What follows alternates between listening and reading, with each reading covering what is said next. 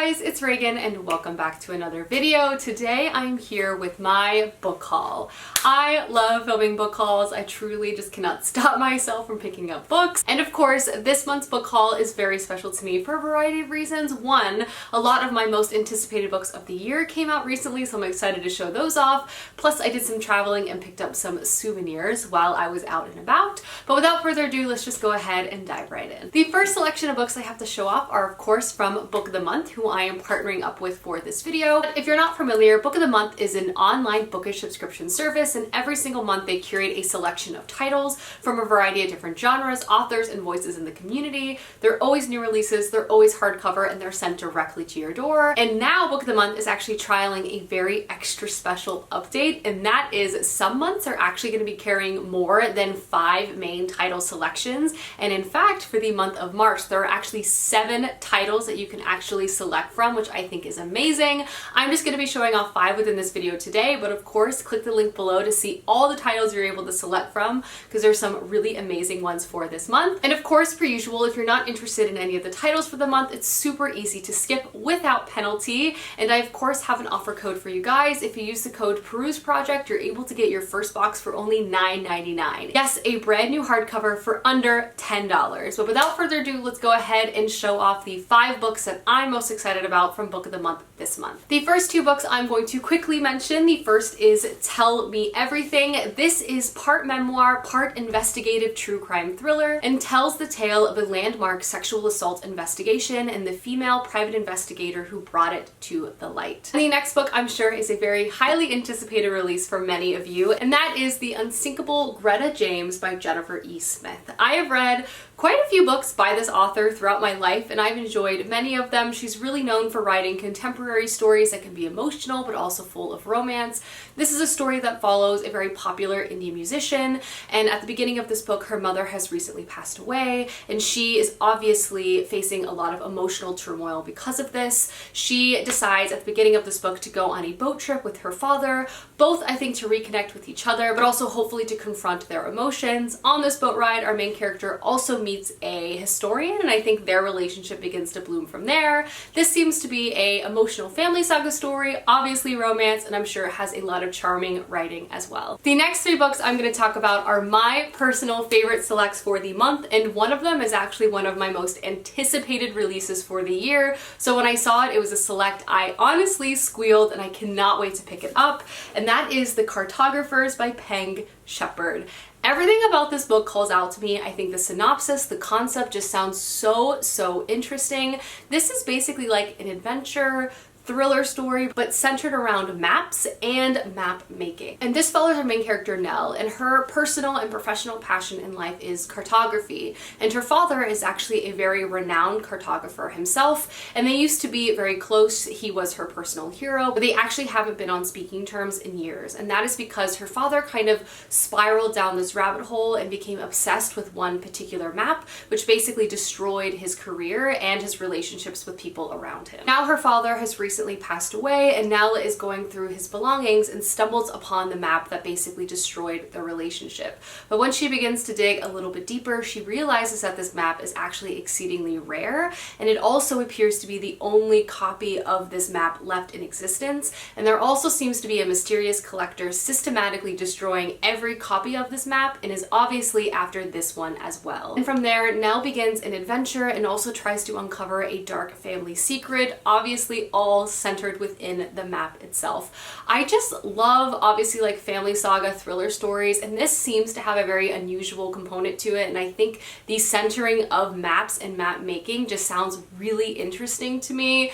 Ever since I read this particular synopsis, I was sold, and have been counting down the days since this book was going to come out, so I'm thrilled to have it in my hands, and I would highly recommend possibly this one being your select if you're at all interested, because I can't wait to read this book. Next up is another huge release, and that is The Paris Apartment by Lucy Foley.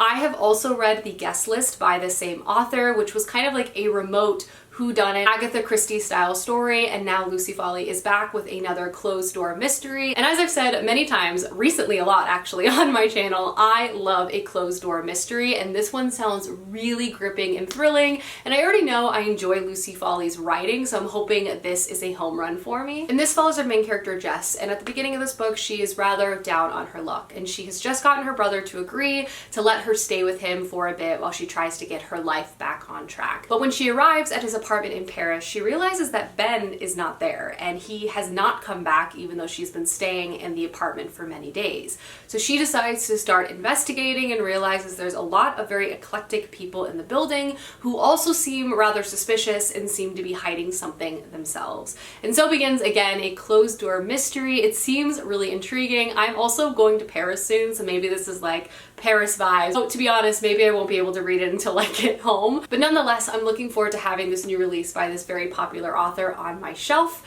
And again, closed door mystery, can't say no. And the last book I'm going to talk about is another sort of mystery thriller option, but again kind of has a unique angle, which I think is a reason why it really called out to me, and that is the Verifiers by Jane Peck. And this follows her main character Claudia, and she's used to ignoring her fractious family's model minority expectations of her. She does not want to get married, she doesn't want to follow the life plan they have set out for her. She's also queer and not really opening up about that with them as well. At the beginning of this book, she has recently accepted a new job that she is very excited about, and that is a private investigator company for online dating specifically. As a lifelong mystery reader, as well as a girl who wrote her thesis on Jane Austen novels, she feels like this job is the perfect intersect of her interests. But when one of her clients goes missing, she herself kind of dives headfirst within this case and begins to be drawn in.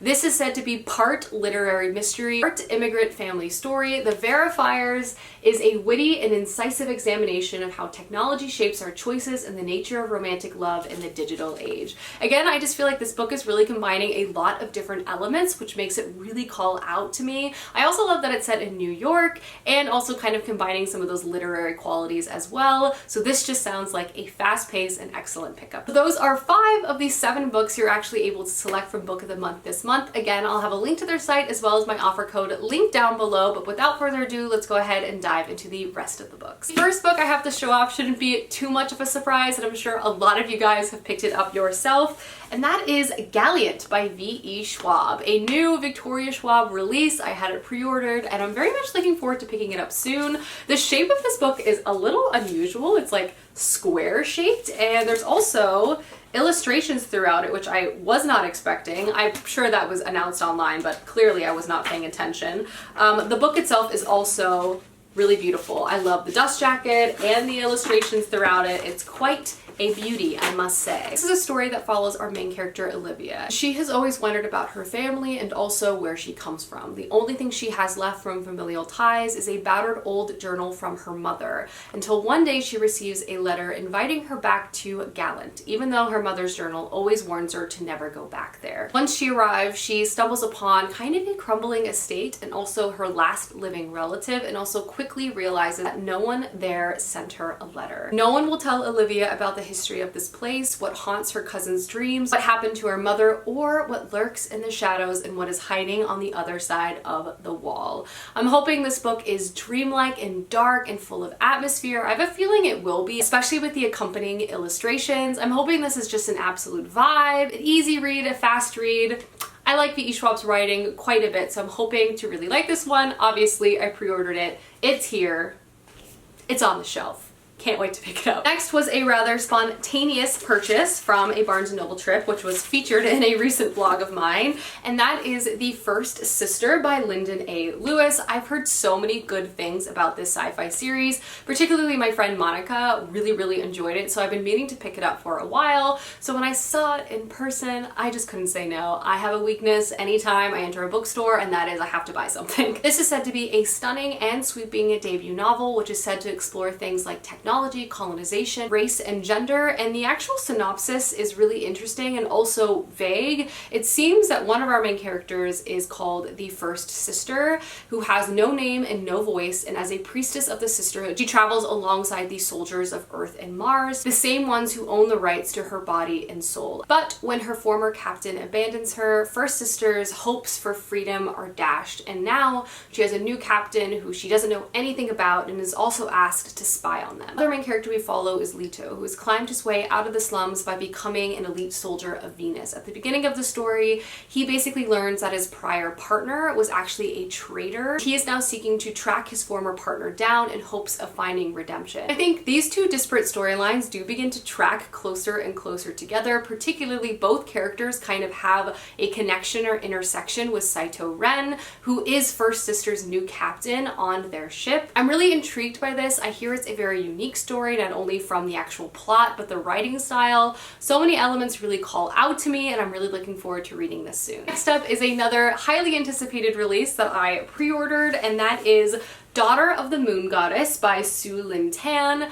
I just cannot wait to read this. I say that about literally every book I pick up, but I mean it. I'm just excited about a lot of things, but so many things about this synopsis just calls out to me. This is a very atmospheric, dreamlike, fantasy, historical fiction sort of vibe, and that sort of combination is one that tends to be a winner for me. This is a fantasy story inspired by the Chinese moon goddess. In this story, we follow our main character, Xing Yin, and she is used to solitude. Growing up on the moon, she has been hidden her entire life by her mother from the feared celestial emperor. After Xing Yin's magic accidentally flares, she is forced to leave home to protect herself from the emperor as well as protect her mother.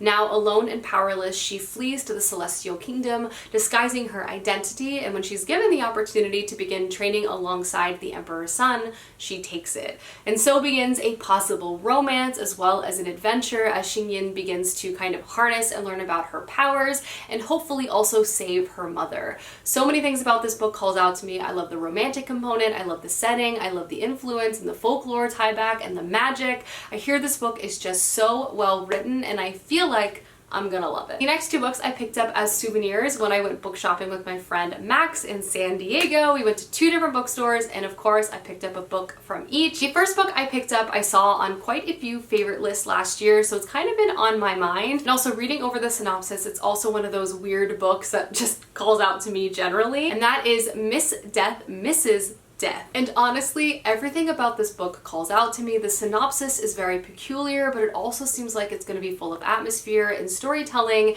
is a very central component to this book as well. This follows two characters. The first is Miss Death. She is exhausted from spending eternity doing her job as Death, and now she seeks someone to kind of spill her conscience to. And so enters our other main character, Wolf Wilford, who is a young and very talented writer, and these two characters basically meet up, and Miss Death begins to share her stories throughout her entire existence to Wolf Wilgard, and he begins to write them down. They kind of begin to travel with each other, past and present, as Miss Death begins to share those stories. Together, they also contemplate things like humanity and the future, as well as the losses that they have both experienced. Again, this book just sounds very unusual, but I've heard such fantastic things about it, and I also really love when stories personify death itself. I feel like this book is going to have some really interesting discourse, and just all the elements that make up the book based on the synopsis just seems like something I'm going to really enjoy. So when I saw it at the bookstore, I decided to grab it, and I'm hoping I love it. The next book I picked up at a very famous used bookstore in San Diego, which was so beautiful, and this book was actually recommended to me by my friend Max, and that is The Dutch House by Anne Patchett. He said, just based on my reading tastes, that he thought I would really love this story, and I trust him, so I decided to grab it. It was also only $5, which I thought was a really good deal for a new hardback. This is a story that is particularly about two wealthy siblings that obviously have grown up with each other. The story itself is set over the span of 5 decades, which I think is really interesting. Both these siblings are very smart, and I do believe they become very successful, but the story itself is more about when they come back to each other throughout the course of these 5 decades, and kind of focusing on how oftentimes they kind of sink back into talking about the same things with each other. This is said to be a story of paradise lost, a tour de force that digs deep deeply into the questions of inheritance, love, forgiveness, and who we want to see in ourselves and who we really are. It is filled with suspense, it's quirky writing. I love a family saga. I love a book that takes place over many years of time, so I feel like I'm gonna really like this. A story that's not really about much of anything, but also holds a lot. Also, it's just something I like as well. So I'm hoping to love this. Max thinks I will, so I got it.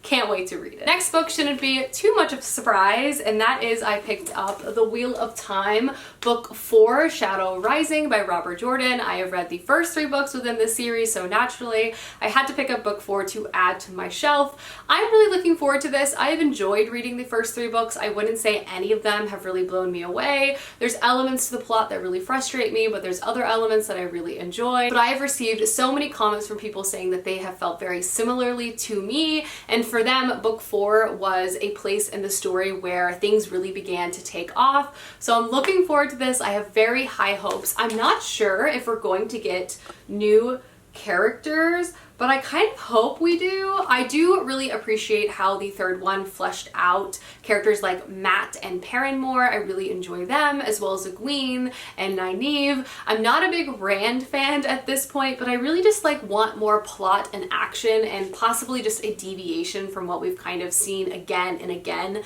in the first 3 books. So time will tell. I do hope to read this relatively soon in the next few months, so I will keep you guys posted on my thoughts, but I wanted to grab it and add it to my shelf, so when I did feel like picking it up, I would have it. And the last 2 books were sent to me from a publisher, Orbit, so big shout out to them for sending these my way.